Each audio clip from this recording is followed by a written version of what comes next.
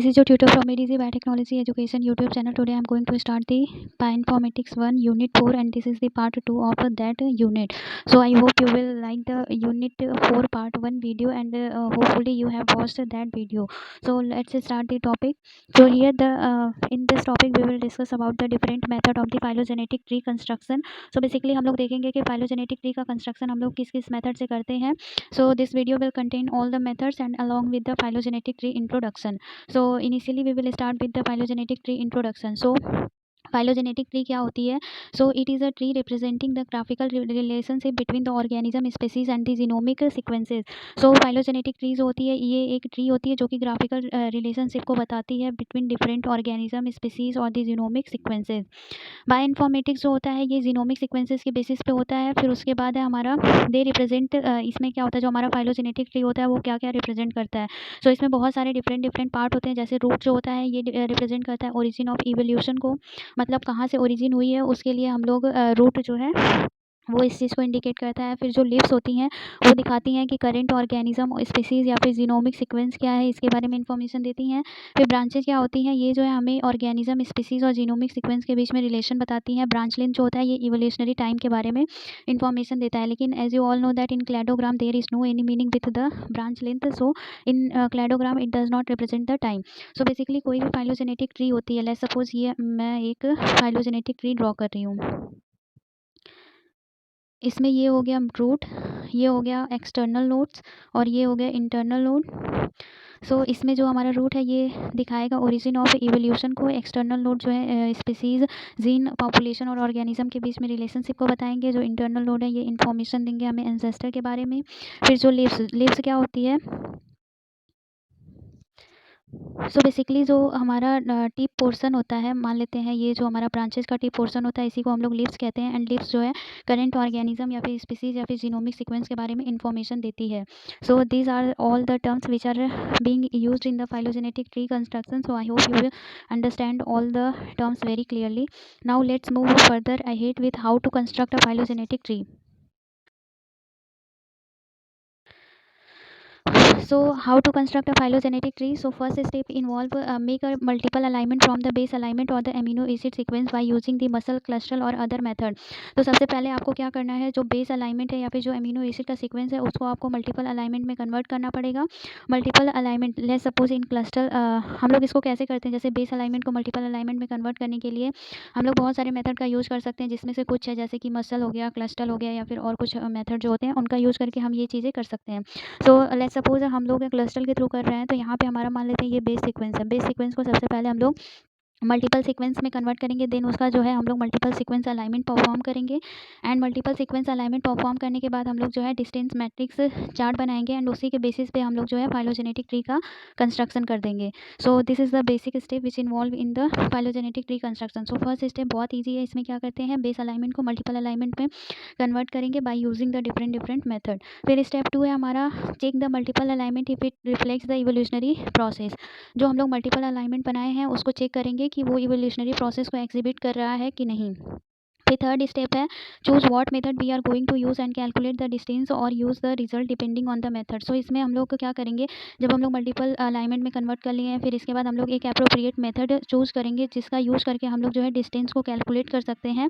And उसी के basis पे हम लोग जो है फाइलोजेनेटिक ट्री का कंस्ट्रक्शन करेंगे.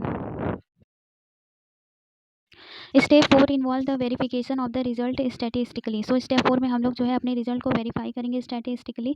अब हम लोग देखते हैं कि जो फाइलोजेनेटिक ट्री का कंस्ट्रक्शन होता है उसके बहुत सारे मेथड होते हैं. तो डिस्टेंस मैट्रिक्स मेथड जो होता है उसमें हम लोग कैसे कर सकते हैं. सो डिस्टेंस मैट्रिक्स मेथड जो होता है इसमें हम लोग सबसे पहले जो है कैलकुलेट करते हैं डिस्टेंस बिटवीन द लीव्स. सारी जो लीव्स हैं उनके बीच में हम लोग डिस्टेंस कैलकुलेट करेंगे और उसी डिस्टेंस के बेसिस पे हम लोग जो है ट्री को कंस्ट्रक्ट करते हैं. जो डिस्टेंस मैट्रिक्स मेथड है ये बहुत ज़्यादा एक्यूरेट तो नहीं होता है, लेकिन जो डिस्टेंस मैट्रिक्स के मेथड जो फास्टेस्ट मेथड होते हैं उसमें हमारा यूपीजीएमए और नेबर ज्वाइनिंग मेथड आता है. So let's move ahead with the UPGMA which is very important from the exam point of view.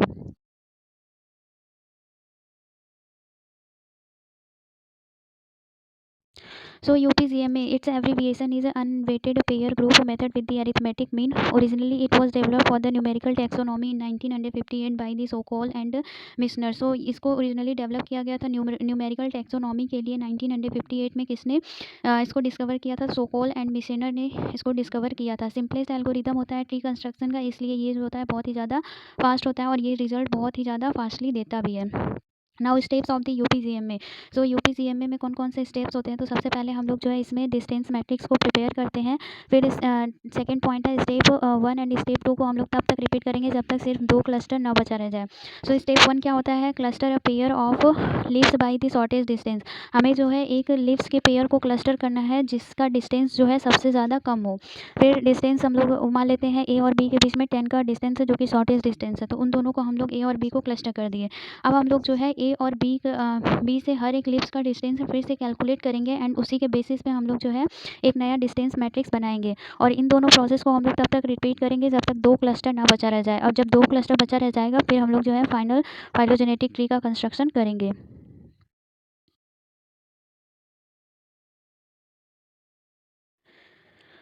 So let's see an example of the UPGMA. So here we have a table. So here 5 sequences are present that are A, B, C, D and E. So in this table the shortest distance is present between A and B which is 20. So हम लोग यहाँ पे 20 को select कर लेंगे। फिर 20 जो है A और B के बीच में आ रहा है तो A और B को हम लोग क्लस्टर कर लेंगे और फिर से हम लोग न्यू एवरेज डिस्टेंस कैलकुलेट करेंगे ए बी और सी के बीच में, ए बी और डी के बीच में एंड ए बी और ई के बीच में हम लोग कैलकुलेट करेंगे डिस्टेंस। तो ए बी और सी तो हम लोग यहाँ पे देखेंगे कि ए बी का डिस्टेंस सी के लिए कितना है। तो ए का डिस्टेंस सी के लिए 60 है और बी का डिस्टेंस सी के लिए 50 है। तो इन दोनों को जोड़ के 2 से डिवाइड कर देंगे तो हमारा 55 आंसर आ जाएगा। फिर ऐसे ही हम लोग ए बी एंड डी के बीच में डिस्टेंस कैलकुलेट करेंगे तो 100 + 90 ये हमारा 95 आ गया और ए बी और ई के बीच में जो डिस्टेंस आएगा 85 आ गया।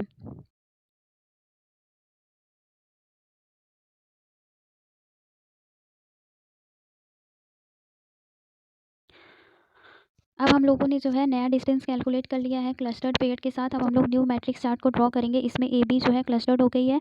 अब इसके हिसाब से जो है हम लोग हर एक का डिस्टेंस कैलकुलेट किए हुए हैं एंड उसको लिख देंगे और सी का डिस्टेंस डी और ई और डी का डिस्टेंस सी के लिए हम लोग एज इट इज़ टेबल से लिख देंगे। फिर उसके बाद अगेन हम लोग इसमें सर्च करेंगे कि शॉर्टेस्ट डिस्टेंस की पेयर कौन सी बन रही है। तो इन सब में सबसे छोटा जो है हमारा वो 30 है। तो 30 जो है डी और ई के बीच में आ रहा है तो इसलिए हम लोग डी और ई को क्लस्टर करेंगे। डी और ई को क्लस्टर करेंगे और डी और ई का जो डिस्टेंस है ए बी के साथ, सी के साथ और ई के साथ हम लोग कैलकुलेट करेंगे एंड फिर जो है हम लोग एक नया मैट्रिक्स चार्ट बनाएंगे।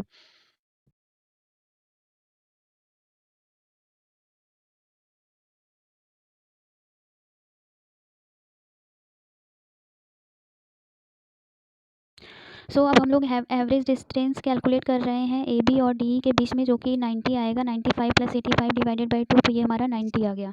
अब हम लोग जो है एक नया मैट्रिक्स चार्ट बनाएंगे जिसमें डी ई जो है क्लस्टर्ड है। अब यहाँ पे हम लोग जब चार्ट बनाए और वैल्यूज़ को कैलकुलेट किए तो फिर से हम लोग इसमें लोवेस्ट वैल्यू को कैलकुलेट करेंगे जो कि 45 है। 45 को हम लोग देखेंगे किसके किसके बीच में आ रहा है। तो ये जो है सी और डी के रो और कॉलम में आ रहा है तो ये सी और डी को हम लोग क्लस्टर कर देंगे।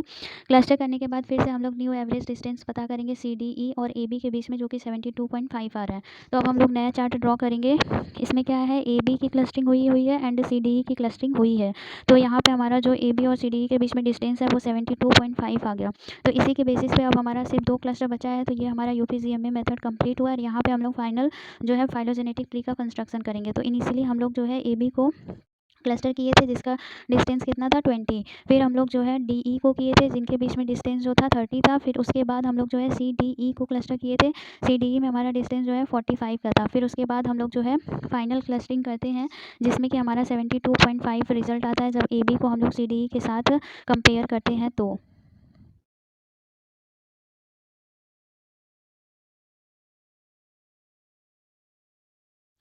सो यहाँ पे हमारा सिर्फ 2 क्लस्टर बच रहा है। तो यहाँ पे हमारा ये प्रोसेस यहीं पे कंप्लीट होता है एंड ये हमारी जो है फाइनल फाइलोजेनेटिक ट्री का कंस्ट्रक्शन हो गया। अब हम लोग नेक्स्ट टॉपिक देखते हैं जो कि what type of data can be use to construct the phylogenies. किस टाइप का डेटा यूज़ होता है फाइलोजेनी के कंस्ट्रक्शन के लिए। तो फाइलोजेनेटिक ट्री को हम लोग बिल्ड कर सकते हैं physical information like body shape, bone structure और बिहेवियर और it can be build from the molecular information like the genetic sequences. So हम लोग फाइलोजेनेटिक ट्री को कंस्ट्रक्ट कर सकते हैं फिजिकल इन्फॉर्मेशन के बेसिस पे या फिर मॉलिकुलर इन्फॉर्मेशन जैसे कि जेनेटिक सीक्वेंस के बेसिस पे हम लोग फाइलोजेनेटिक ट्री का कंस्ट्रक्शन कर सकते हैं। जनरल में देखें तो हम जितना ज़्यादा इन्फॉर्मेशन को कंपेयर करेंगे उतना ही ज़्यादा हमारी ट्री जो है एक्यूरेट बनेगी।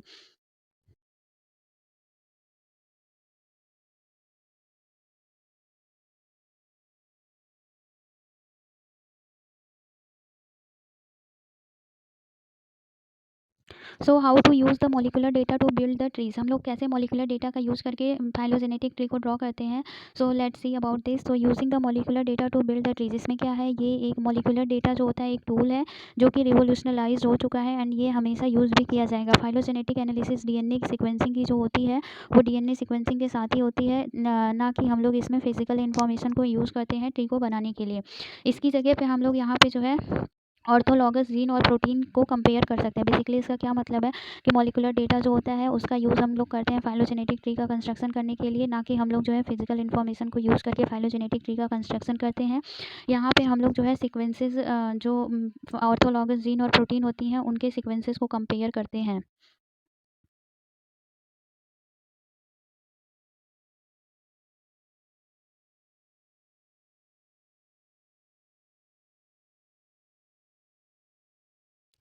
So the basic principle of such a comparison is similar to what we went through above. There an ancestral form of the DNA or the protein sequence and changes may have occurred in it over the evolutionary time.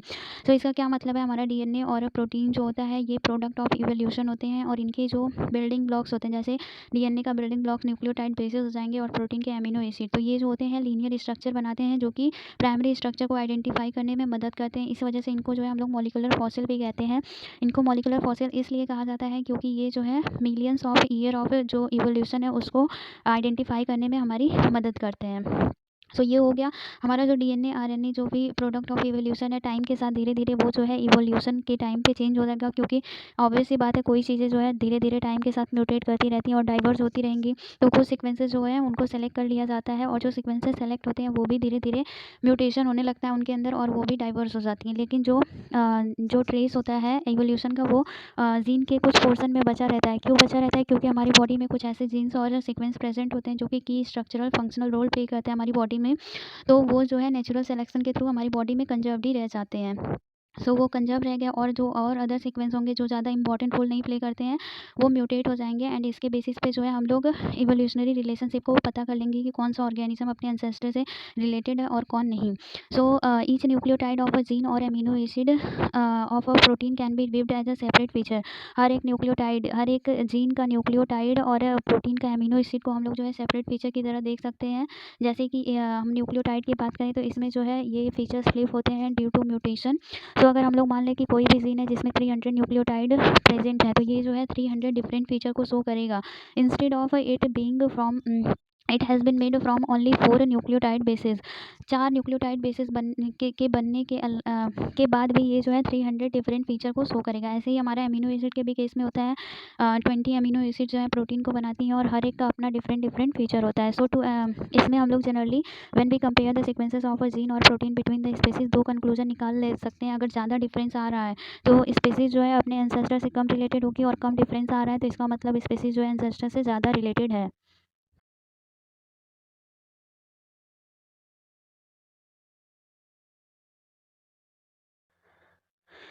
Let's see a very important example regarding the molecular phylogeny concept. So suppose we compare the beta chain of the human globin, the hemoglobin, sorry, the suppose we compare the beta chain of hemoglobin, which is the oxygen carrying protein in the blood, so between the human and a variety of other species।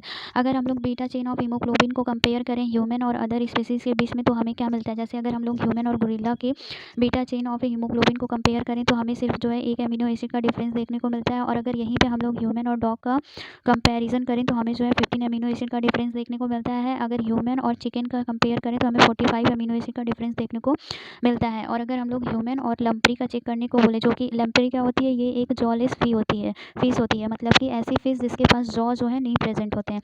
तो इसमें जो है 127 amino acid का difference आता है। तो ये जो रिजल्ट है ये रिफ्लेक्ट कर रहा है कि ह्यूमन जो है वो गोरिल्ला से ज़्यादा रिलेटेड है एज़ कम्पेयर टू लम्प्री, और सबसे ज़्यादा रिलेटेड गोरिल्ला से है और सबसे ज़्यादा कम रिलेटेड जो है वो लम्प्री से है।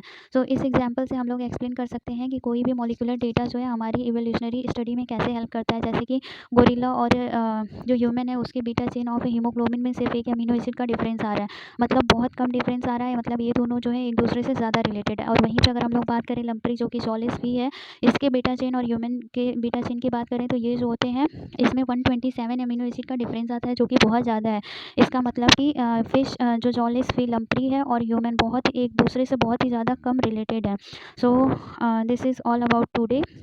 So I hope you will understand each and every concept which I have taught to you. If you have any doubt, please mention in the comment section. Thank you so much for watching. Keep sharing and liking my videos, and do not forget to subscribe my YouTube channel. Thank you so much. Take care. Bye bye. Thank you.